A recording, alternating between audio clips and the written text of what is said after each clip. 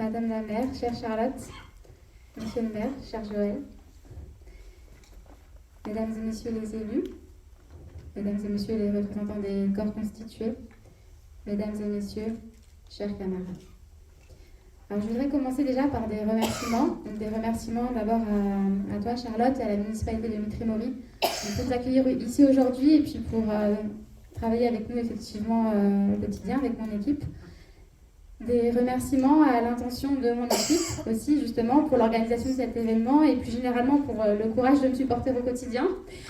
Donc, je voudrais faire aussi des remerciements à l'intention de toutes celles et ceux qui, d'une façon ou d'une autre, ont permis la tenue de cet événement aujourd'hui. Et vous remercier tous et tous pour être là ce soir, pour avoir permis que cet événement soit une réussite.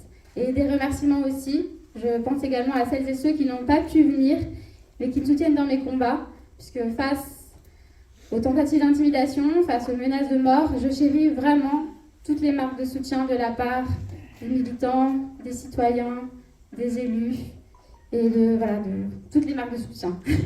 Et j'ai une petite pensée pour Marianne Sec, conseillère régionale de l'Oise, qui voulait être là ce soir, mais qui s'est retrouvée coincée. Elle est partie de Beauvais, mais effectivement, elle n'a pas pu venir jusqu'ici.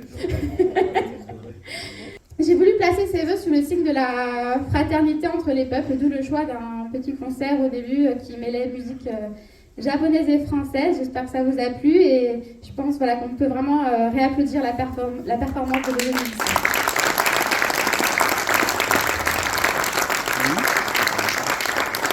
C'est dans cet esprit aussi que j'ai choisi de faire d'organiser une petite exposition de quelques œuvres de l'artiste Taléon, qui est juste ici. Donc en fait, on s'était rencontrés à l'occasion d'un événement parisien, mais en fait, elle est seine-et-marnaise, elle aussi. Et donc, elle est très engagée pour la défense de la minorité maya au Guatemala et pour le Guatemala de façon générale, pour sa démocratisation. Et j'ai eu plusieurs occasions de travailler avec son mari, qui est juste à côté, et avec elle, au sujet donc, de ce pays d'Amérique centrale. Et ce sera avec plaisir que je continuerai à le faire. Donc voilà, je voudrais vraiment qu'on oppose la fraternité et la sororité à la violence qu'on veut nous imposer. Parce que ce soit localement, nationalement, mondialement, notre société est violente. Et ces dernières années ont été particulièrement compliquées, que ce soit d'un point de vue économique, sanitaire, écologique ou géopolitique. Les catastrophes se suivent et j'ai le sentiment qu'aucune leçon ne semble retenue dans une société du zapping. Prenons la santé par exemple. Charlotte en parlait juste avant. L'épidémie de Covid-19 aurait dû nous faire prendre conscience de l'état de notre système de santé. Sauf que force est de constater que rien n'est fait réellement pour y remédier. 150 personnes meurent par mois à l'hôpital faute de personnel. Et ce manque de personnel, j'ai pu le constater en visitant les différents hôpitaux du GEF en Seine-et-Marne. Seine-et-Marne qui est particulièrement frappée par la désertification médicale. Alors à l'Assemblée, on a tenté, de façon transpartisane, d'obtenir une meilleure répartition des médecins sur le territoire, mais la minorité présidentielle s'y est opposée. Nous attendons toujours, de notre côté, en Seine-et-Marne, par ailleurs, un CHU. Et c'est pas faute de le rappeler, d'interpeller le gouvernement, l'ARS sur le sujet, il reste sourd. Et donc je pense que c'est vraiment un combat qu'il va falloir qu'on continue à mener. Prenons le coût de la vie. L'inflation continue de galoper depuis 2017. Pour vous donner des exemples, le prix des coquillettes, il a augmenté de 62%. Les tomates, 33%. L'électricité, 41%. Et en plus, Bruno Le Maire nous a dit que ça allait augmenter encore de 9,8% cette année. Face à cette inflation catastrophique, aucune mesure sérieuse n'est prise et c'est pourtant pas faute de proposer des choses. Main dans la main, la minorité présidentielle et le RN ont voté contre la hausse des salaires, contre le blocage des prix à la baisse, contre la gratuité des premiers mètres cubes d'eau, contre le rétablissement de l'impôt sur la fortune, contre l'augmentation des minima sociaux au-dessus du seuil de pauvreté et contre la baisse des loyers. Si les prix explosent, c'est au profit des industriels et de la grande distribution. Dites-vous par exemple que si le prix du lait demi-écrémé a augmenté de 6%, la hausse des marges des industriels a, elle, augmenté de 33%. Et pour l'essence, le prix a augmenté de 42%, mais les marges, 60%. Donc c'est qu'il y a un véritable problème et qu'il est grand temps de mettre un frein à celles et ceux qui s'enrichissent sur notre dos. Prenons le réchauffement climatique. L'année 2023 a été la plus chaude, selon l'Observatoire européen Copernicus. Alors je vous cite le directeur du C3S qui a dit « Tant que les concentrations de gaz à effet de serre continueront d'augmenter, il ne faut pas s'attendre à des résultats différents de ceux observés cette année. La température continuera d'augmenter, de même que les effets de vagues de chaleur et des sécheresses. » Alors de fait, nous ne faisons rien de sérieux pour endiguer le réchauffement climatique. Et pire que cela, nos gouvernants prétendent lutter contre en mettant en place des projets délétères pour notre environnement, tels que les méga-bassines. Alors d'ailleurs, il y en a une qui se préparerait à 2 pas de chez nous, dans l'Oise, j'ai appris cela il y a 2 jours, et qui serait encore plus gigantesque que le modèle de Sainte-Soline. Donc c'est dommage que Marianne Sac n'ait pas pu venir jusqu'à nous, elle aurait pu nous en toucher un petit mot. Nous sommes bien placés en vérité en Seine-et-Marne, parce que, tout particulièrement dans notre circonscription d'ailleurs, bien placés pour savoir que l'environnement est loin d'être la principale préoccupation de nos gouvernants. Alors je pense par exemple à l'exploitation du site du Fort de Beaujour par Placoplâtre, en dépit du bon sens, parce que cela fait quand même 20 ans que divers collectifs, divers élus, des militants, des citoyens se battent pour que soit reconnue la dangerosité du site qui est fortement radioactif. Mais je songe aussi aux tonnes de déchets issus des excavations des tunnels du Grand Paris Express qui sont déversés dans les décharges de Villeneuve-sous-Damartin et d'Annette-sur-Marne.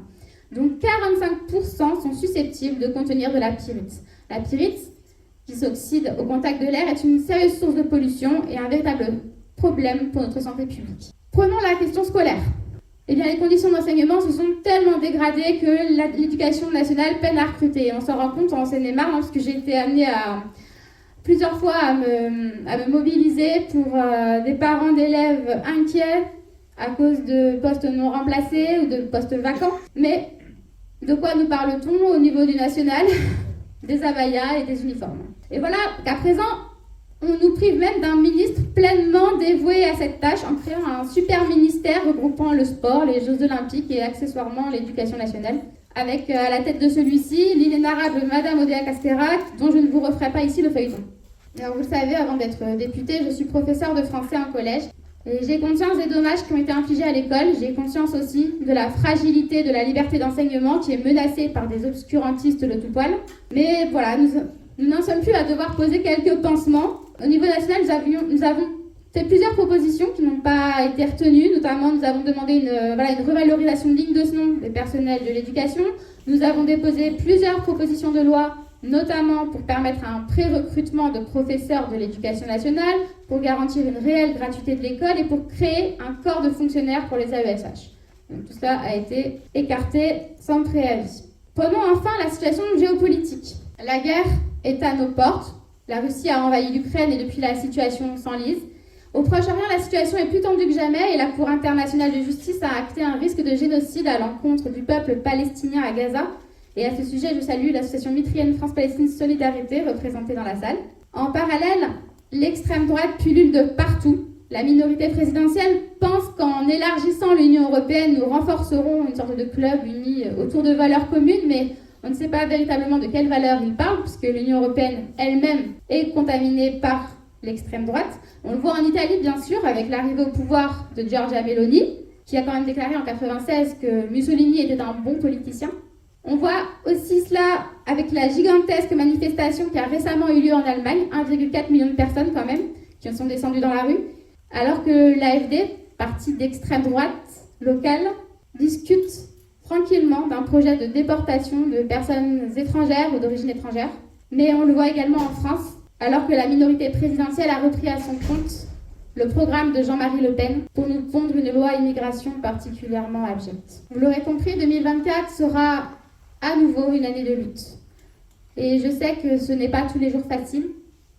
Nous n'avons pas tous la force mentale d'une Yayoi Matsui ou d'un Salah Hamouri. Et parfois, me viennent à l'esprit ces mots de Dora dans Les Justes de Camus. Non, il faut marcher. On voudrait s'arrêter. Marche, marche. On voudrait tendre les bras et se laisser aller. Mais la sale injustice colle à nous comme de la glu. Marche. Nous voilà condamnés à être plus grands que nous-mêmes. Alors, camarades, Sur ces mots, je nous souhaite une belle année de lutte. La lutte, c'est ce qui nous rend vivants. C'est pourquoi notre combat, nous le mènerons jusqu'au bout, ensemble.